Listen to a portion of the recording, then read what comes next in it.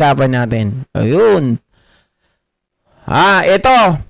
Actually, dapat karugtong ito kanina, mga kababayan, nung comment dito ni Toby Chanco, hinggil nga po dun sa impeachment ni PBBM, na inaasahan niya, mga ka-GPnatics, na may aakyat yung complaint ng mga DDS. At dun siya magte-testify laban kay Pangulong Bongbong Marcos para patunayan daw di umano na nagalit si Pangulong Bongbong Marcos at dito kay Speaker Martin Romualdez at kay Saldico at sinabihan ito na puro kayo nakaw.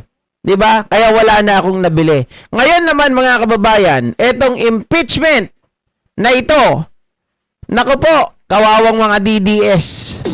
Hindi na makakahabol. Dahil alam naman natin, parang nag-urungan na ang kanilang mga bayag. Hindi na po nila tinuloy. Di si Chanco ngayon, ayaw na rin humarap. Dito po, mga kababayan, kapag ipinatawag o kaya naman ay kinailangan siya ng dalawang nag-complain laban kay PBBM. Okay? So, sabi ni Congresswoman Jinky Luistro, sarado na ang impeachment ni PBBM. Eto mga kababayan.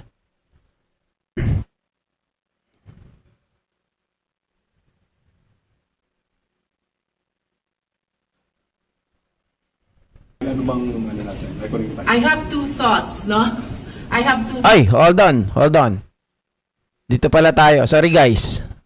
Namali lang. Hindi na. Oo. As a matter of fact, wala nang pwedeng humabol. Kasi ito yung paulit-ulit kong sinasabi. Basta may magarating na impeachment complaint sa Justice Committee, following the Francisco ruling, no? It completes the initiation process and therefore it bars all subsequent impeachment complaints against the same impeachable official. It likewise triggers the running of the 1 year.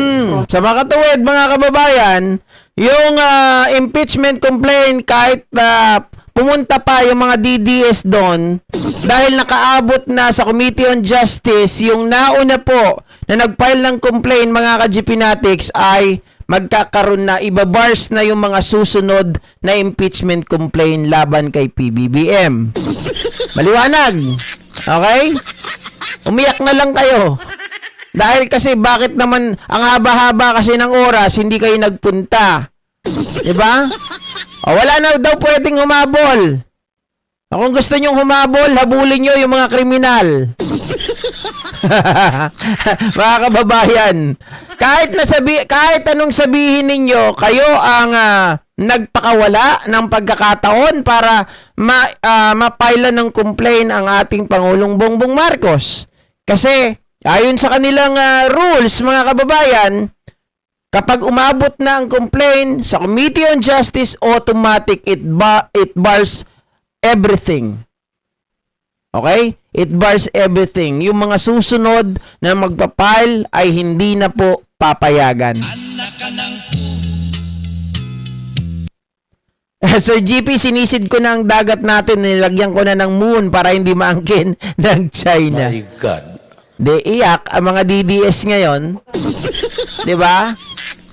Pero, mga ka-GPnatics, bukod dyan, merong mga nagtanong sa akin kanina, ano ba talaga GP? Kailan ba talaga ang implementation ng 1-year bar ruling? Kailan ba nangyayari? Mga kababayan, may sagot si Luistro sa tanong ninyo. Hindi ako sasagot. Bakit ako sasagot? Di ko rin alam. Ang alam ko, mga kababayan, nung naglabas ng resolusyon ang Supreme Court, okay, nung naglabas sila ng kanilang findings, nung sinabi nila na unconstitution yung ginawa ng Kongreso noon, mga kababayan, di ba? Hanggang ngayon may motion for reconsideration. Ang nangyari dyan, sabi pwede daw ulit mag-file ng complaint kay Sara Duterte. Usapang Sara Duterte ay this coming February 6. Kung saan po mga kababayan nakarating sa tawag dito, nung umusad na yung impeachment laban kay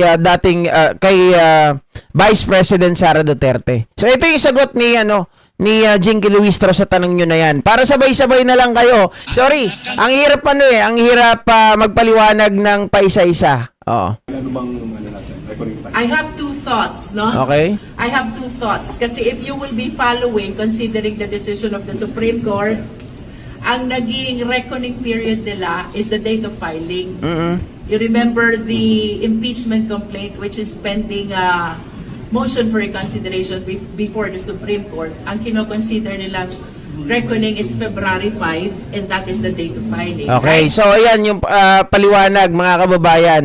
Doon sa ay date of filing, pero as for the naman yung ruling ng Kongreso mismo ay kung ito po ay nakarating mga kababayan doon sa Committee on Justice. Pero ngayon ay magiging usapin. Okay, pag-uusapan ito, magiging talakayan ito mga kababayan, kung alin ba ang dapat masunod na kailan siniset yung expectation ng tao, kailan ba nagsisimula ang 1-year bar rule. Kung ito ba ay sa oras na makarating sa Committee on Justice or date of filing. But if we will be giving weight to the Francisco ruling, bagaman hindi ito pre-nounce, no? What actually bars the subsequent complaints is the referral to the Justice Committee. So we will look into this really because I believe that this is not really decided upon with finality kung saan ba ang reckoning period. Okay. Although based on the decision of the Supreme Court is still pending MR, it is actually the date of filing, no? Pero again, if we consider the Francisco ruling, kailan ba nababar ang subsequent complaints? It is upon referral to the Justice Committee. Oh. So, Kung pagbabasin daw yung San Francisco ruling, ito ay mga kababayan, kung kailan po naipasa na nila dito po sa Committee on Justice. thoughts that we must consider. Francisco Yung ruling. period na nasabi dati, yun yung buong timeline for you to Alright. sign. Under the rules on impeachment of the House of Representatives, the Justice Committee is expected to submit committee report after a period of 60 session days, no? So mahaba ito because not every session is considered as one session day. Alam niyo yun. Sometimes a session is just a continuation of the prior session day. Okay. So bakit natin 'to pinapakita, mga kababayan?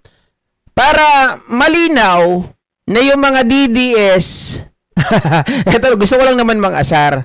Ibig sabihin dahil sabi kanina ay bawal nang humabol, hinto na, tigil na.